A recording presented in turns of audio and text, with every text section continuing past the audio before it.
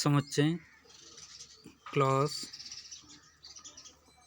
11 समुच्चय प्रथम एक्सरसाइज प्रश्नावली फर्स्ट। प्रश्न पहला है, रिक्त स्थानों में प्रत्येक अव्यय अथवा नॉट अव्यय भरिए, यानी कि belong to not belong to भरना है। सबसे पहले समुच्चय को अध्ययन करते हैं, समुच्चय के बारे में जानकारी करते हैं।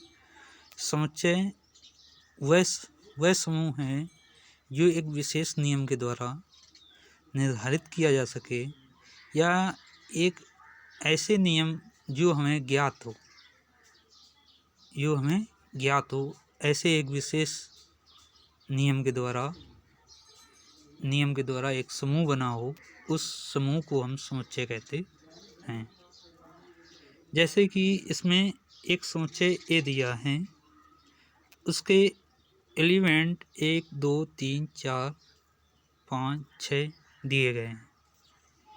इस समुच्चय के ये सभी एलिमेंट हैं, पूरा ये समूह समुच्चय कहलाएगा। ये किस संख्याओं का समुच्चय है? 1 से 6 तक की सभी प्राकृतिक संख्याओं का समुच्चय है। 1 से 6 तक की सभी प्राकृतिक संख्याओं का समुच्चय दिया है, और इसी में ये कह रहा है कि belong to not belong fill करना है। अब पहला है 5 बिलोंग कर रहा है समुच्चय से, बिलोंग। 8 समुच्चय ए से बिलोंग कर रहा है, नहीं कर रहा है, नॉट बिलोंग।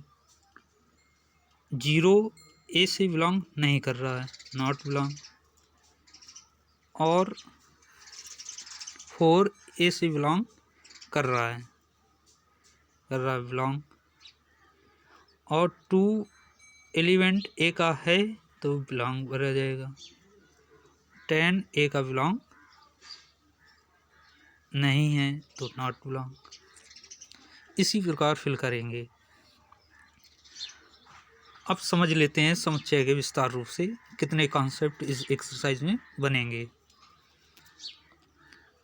कोई भी समूह हो, मान लिया व्यक्तियों का समूह है, राम, मोहन, सोहन। ये हमें क्रम मालूम है, ये बड़ा है, ये छोटा है, या कोई भी ज्ञात है, तभी इस श्रृंखला का एक समुच्चय होगा।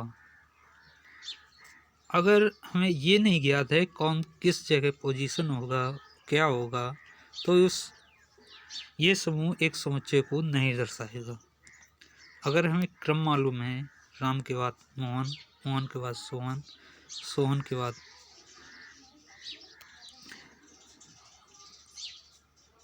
कोई भी व्यक्ति का नाम हो, चार व्यक्तियों के नाम हैं और क्रम हमें ज्ञात है, तो इस समुच्चय है, अदरवाइज समुच्चय नहीं है।